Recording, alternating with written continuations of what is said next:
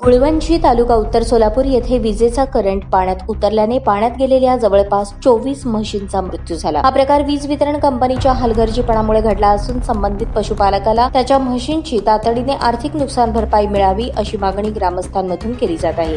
गुळवंची येथील पशुपालक हरिदास भजनावळे आणि विष्णू भजनावळे यांच्या मालकीच्या 24 म्हशी होत्या। गुरुवारी त्या नेहमीप्रमाणे चराईसाठी गावातून बाहेर जात असताना गावातच असलेल्या ओढ्यात उतरल्या, मात्र विजेची तार तुटून त्या ओढ्यात पडली होती। त्यामुळे ओढ्यात साठलेल्या पाण्यात करंट उतरला होता। याची कल्पना पशुपालक भजनावळे यांना नव्हती। ते लक्षात येईपर्यंत पाण्यात उतरलेल्या म्हशी गतप्राण झाल्या। हे लक्षात येताच भजनावळे यांनी उर्वरित म्हशींना त्या पाण्यात जाण्यापासून रोखले, त्यामुळे 4 म्हशींचा जीव वाचला। या घटनेची तात्काळ कल्पना महसूल प्रशासनाला देण्यात आली असून महसूल प्रशासनाने पंचनामा करून नैसर्गिक आपत्तीमधून या संबंधित पशुपालकाला तातडीने आर्थिक मदत करावी अशी मागणी गुळवंची ग्रामस्थांनी केली आहे।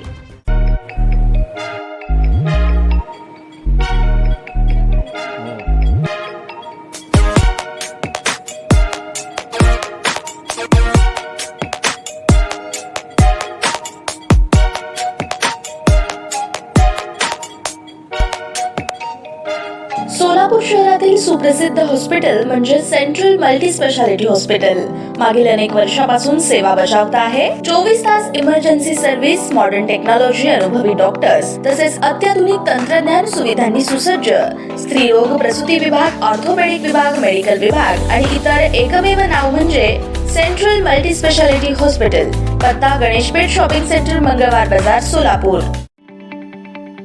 ताज्या बातम्या पाहण्यासाठी प्राईम महाराष्ट्र न्यूज चॅनलला सबस्क्राईब करा।